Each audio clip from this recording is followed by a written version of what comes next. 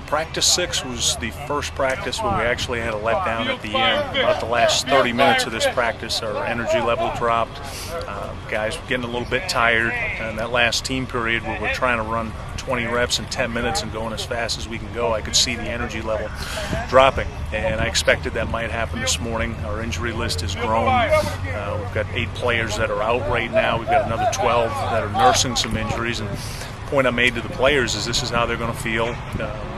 We get halfway through a game, or like we're halfway through spring practice now, they're going to feel halfway through the season when we get into this 2012 season, and trying to get them to understand that this is what happened to our team when we approached the playoffs. We had a number of players that were injured, and we got the win over Norfolk State, and then when we went down to Georgia Southern for the second round, we had a lot of players that were injured. We had our starting wide receiver, Nick Mayers, playing corner.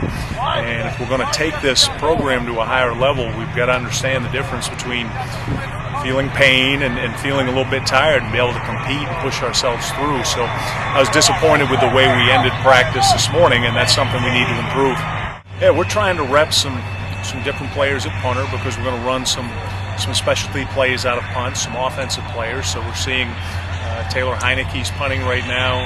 Jared Brown is taking reps at that. Josh Williams, and that's specifically because of the number of plays that we're going to run from punt. And we're going to run 7 or 8 different plays out of that formation. We're going to punt from different locations on the field and within the formation.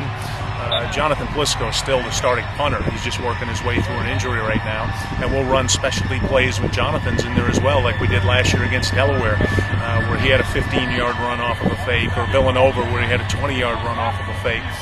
We want to have the ability to be able to run specialty plays, so we need to look at a number of different players who have shown they can punt the ball and be able to run those plays out of those formations.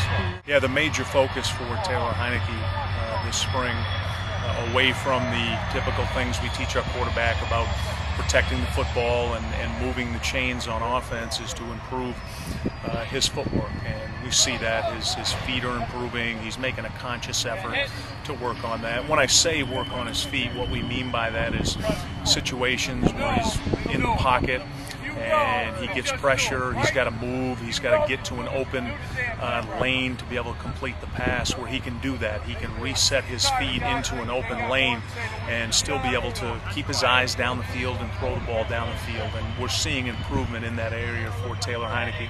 We've talked a lot about choices, about making choices, and as it affects our football student athletes, what we talk about all the time is we're trying to recruit and develop the best people, the best students, and the best athletes that we can. And just like in football and life, everything comes down to the choices that you make. And in trying to get our student athletes to understand that the choices they make on campus, in the community, how they present themselves to people, will affect not only their short-term goals, but their long-term goals.